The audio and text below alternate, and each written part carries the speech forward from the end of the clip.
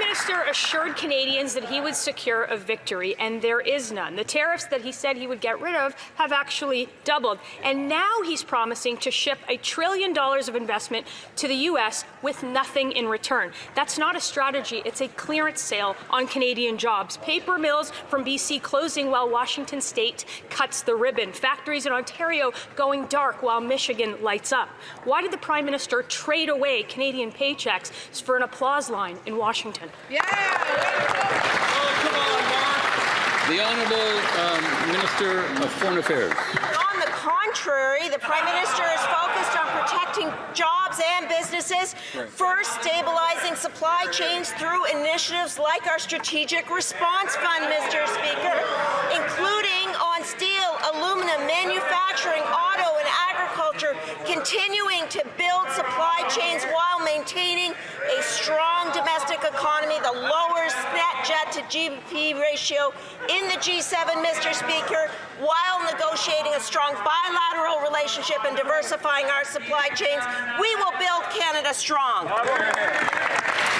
Honourable Member for Thornhill. With that kind of answer, if you measure your wealth by a stock index, that's your guy. But if it comes from a paycheck, you are his sacrifice. Canadians trusted the Prime Minister to fight for their jobs and to fight for their paychecks. And months after he vowed to get a deal, there still is none. There's 86,000 less Canadians working. He doubled the deficit at home, $54 billion of investment that fled south with the promise to make it $1 trillion. In what world is $1 trillion gift to Donald Trump considered a win? Yeah! The Honourable Minister of Foreign Affairs. Mr. Speaker, businesses from all over the world are choosing Canada. That is why, once again, we are ranked as one of the best countries in the G20 for doing business. We are deepening our partnerships in Europe, in the Indo-Pacific, and in Africa to create opportunities here at home, and that's why we've just signed a historic deal with Indonesia to create jobs, to diversify supply chains. Mr. Speaker, these are more than just agreements. They are the resilience of Canada's economic future, Mr. Speaker. We will build Canada strong. The Honourable Member for Regina Capel. Well, it's a good thing you don't need elbows to come home empty-handed. Yesterday, we found out why Donald Trump wanted this guy to be Prime Minister so badly. It's because Trump knew he would get everything he wanted with this Prime Minister. In addition to keeping all the Trudeau-era policies that are already chasing away jobs and investments, this Prime Minister decided to offer $1 trillion gift of Canadian investment dollars flowing to the U.S. That means mines built in the U.S., factories built in the U.S., sawmills built in the U.S., all with Canadian investment dollars. So, simple question, in exchange for this generous sacrifice, did the Prime Minister get an end to all U.S. tariffs once and for all? The Honourable Minister of Finance. We will take no lesson from the Conservatives. No lessons from the Conservative. On this side of the aisle, and all Canadians, we believe in this country, Mr. Speaker. Canada is the place where we attract talent. Canada is the place where we build ships, we build cars, we build planes. Canada is the place where we have critical minerals. Canada is the place where we have energy. Canada is the only country in the G7 with a free trade with all other G7 nations, Mr. Speaker. We're going to build Canada strong. We are the true north, strong and free, Mr. Speaker. The Honourable Member for Regina Capel.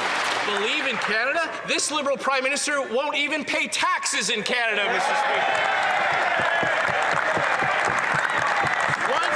Once those investment dollars go to the U.S., they don't come back. Just look at TC Energy. That used to be called TransCanada Energy until they had to drop the word Canada because they can't get anything built in this country. They just put $8.5 billion to work in the U.S. The Prime Minister said during the election, anyone who worships at the altar of Donald Trump will kneel before him, not stand up to him. Yesterday, he knelt there like a pylon while the president skated all around him. Did he get an end to U.S. tariffs in return? The Honourable Minister of Finance. Mr. Speaker, I have even more good news for the Conservatives, Mr. Speaker. On November 4th, we will be presenting a budget budget with generational investment, Mr. Speaker, that is going to make Canada the strongest economy in the G7. We will invest in our people. We're going to build this country. We're going to empower Canadians, Mr. Speaker. We're going to build Canada strong, and we're going to do it with all Canadians, Mr. Speaker. The honourable member for Oxford. The Liberal Prime Minister promised to fight for our workers, but under his watch, Canada has lost over 86,000 jobs. We have the fastest shrinking economy and the second highest unemployment rate in the G7.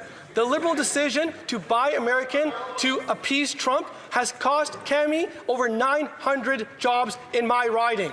The Liberal Prime Minister continues to sell out our workers. He's handing over their jobs to the United States and is driving $1 trillion of investment down south. Why? Yeah. The honourable Minister of Jobs,